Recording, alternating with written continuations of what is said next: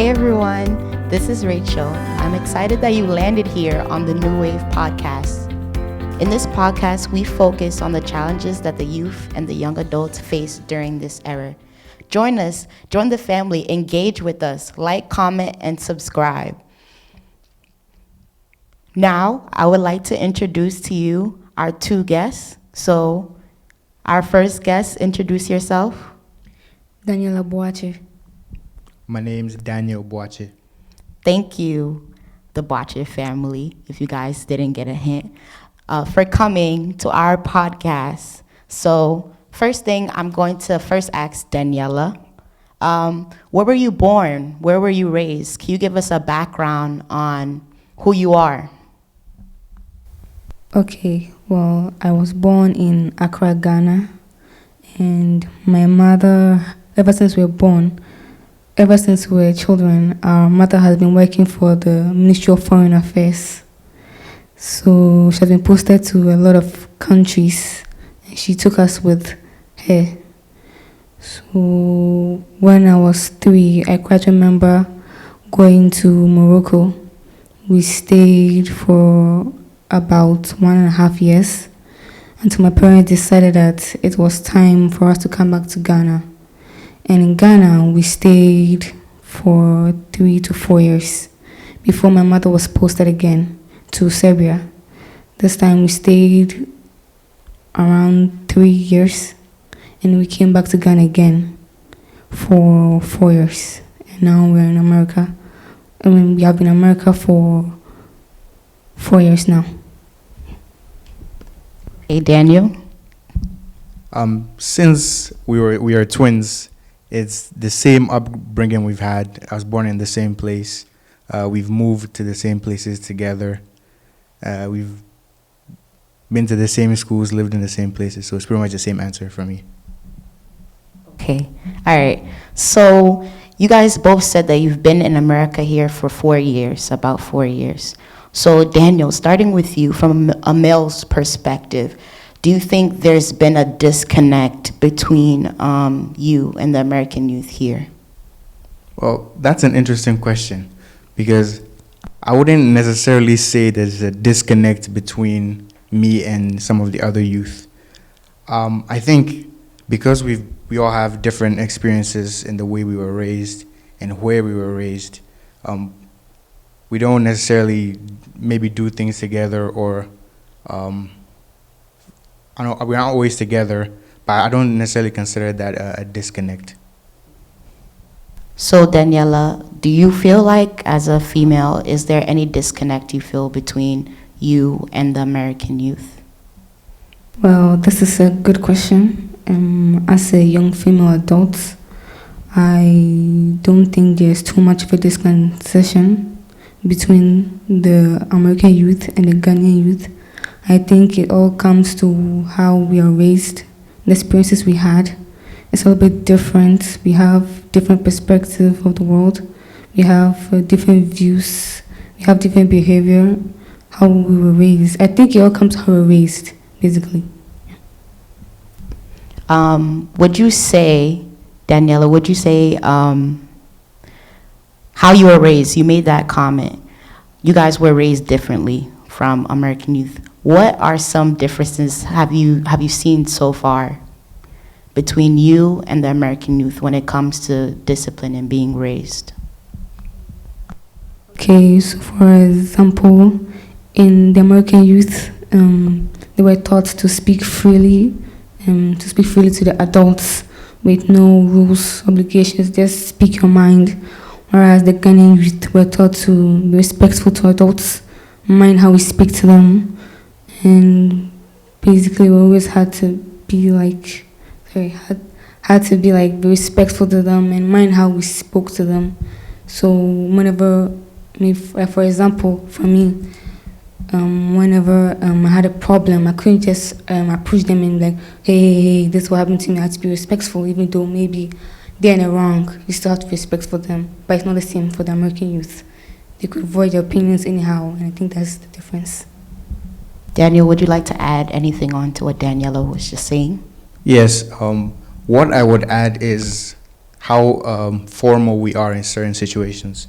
For example, when we were younger, we had to be formal with all adults. Like there was no, he's my uncle, so this, he's my aunt, so this.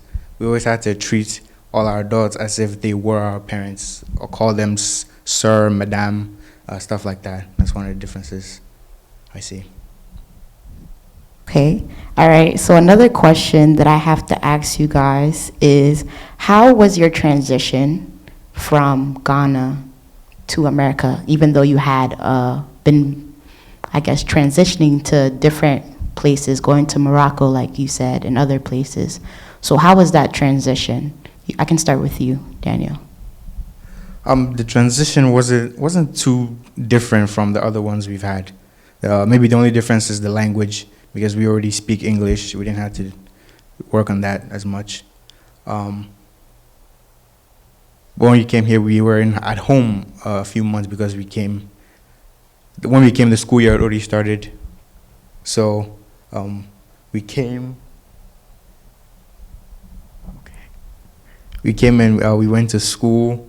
It was tough at first, settling into joining a class that had already been going on for a few months and making friends and stuff like that. But well, we caught on, and it's been good so far. So you mentioned something interesting about schooling, right?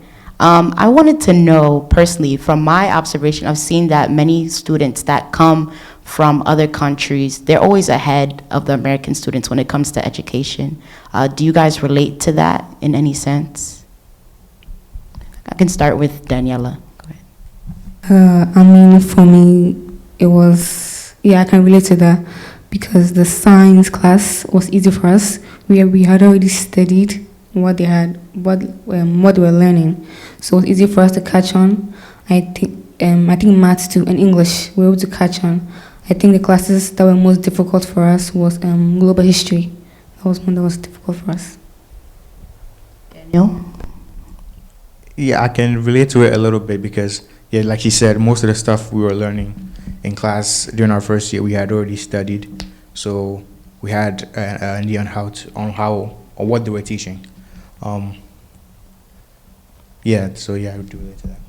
Okay, so I want to jump into careers real quick. Daniel, can you let us know what you're majoring in? What do you want to do in the future? I'm majoring in mechanical engineering. I want to be an engineer in the future. I want to get the mechanical engineering degree and specialize in aeronautical engineering. I want to work on aircraft, build them, design them, and yeah. Okay. This is a really interesting major. And I wanted to know, why did you want to go into this career? Because when I was younger, I wanted to be a pilot. Because when we were kids, my dad, he came here in like the early 2000s for school. And he used to send me in Ghana gifts, toys, usually cars or airplanes. I like the airplanes more because he would send them in packs. So I had all of the U.S. Army fleet, the Air Force airplanes to play with when I was younger. So I developed an interest in airplanes. I wanted to be a pilot, but when we came here and I was a senior in high school and we were talking about college and options, we realized it was going to be a little difficult to become a pilot right out of high school. So I just decided I'm going to do engineering and maybe get an aviation's license later in life. Could you see yourself, okay, with that career, could you see yourself doing something to give back to your community in Ghana? I don't see why not. Maybe go back to Ghana, work there a bit, volunteer, maybe teach even. Anything's possible, so I won't rule that out. Okay, all right, Daniela, can you let us know what is your major? What do you want to do in the future? For my major, I'm majoring in health science, studying to get a nursing degree, and further move on to being a medical doctor. Ever since I was young, I just wanted to help people. I remember when I was in grade 1, my teacher asked me what I wanted to be. I said a nurse, and I would just dream of being a nurse. My mother had Grey's Anatomy, season 1, season 3 boxes, CDs, and I remember we watch them every day. With like me beside her, it was interesting. The drama, helping people, just figuring out cures and everything. I just wanted to be like them, aspired to be like them. So yeah. Is there any specific medical doctor do you want to pursue in? Do you want to go into pediatrics? Do you want to work with the older people, labor delivery, surgery? Or you're open right now, you're not too sure? Yeah, I'm open. I want to be a general medical doctor. I'm not specific. Would you say that you would want to go into this career in the medical field because of what you've seen going on in Africa or in Ghana in general? Well, partly yes. Sometimes you hear news about medical doctors and nurses in Ghana just not doing their jobs well, and I just get angry because they're supposed to help people, but they're not doing anything. They're just being lazy. They don't care about people. They don't care if they die. They're just in it for the money. So stuff like that get me angry. Yeah, I think it's partly because of the way the medical field in Africa is being seen. Okay, so the last question I want to ask you guys, do you have any advice to any people that are, will be transitioning into your shoes, will be coming from any country, it doesn't have to be specifically Ghana, and coming to America to start brand new? What advice do you have for them? Is there anything that they should look out for? Is there something that you wish someone should have told you coming here and starting afresh? Daniel, I can start with you. Some advice I got when I was coming here from my parents' friends in Ghana who had already been here. They said not to forget where you're coming from. Don't forget your roots.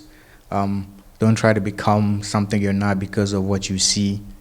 Stay true to who you are and stuff like that. And yeah, that's pretty much the same advice I'd give to someone who is coming here and transitioning into the American culture. Okay, Daniela? Well, some advice that I want to give those who are transitioning is that they should be focused, they shouldn't be distracted, they should also be bold, not to be intimidated, and not shy, not to be afraid to ask questions when they want to. Okay. Thank you so much, Daniel and Daniela, for joining us on the New Wave Youth Podcast.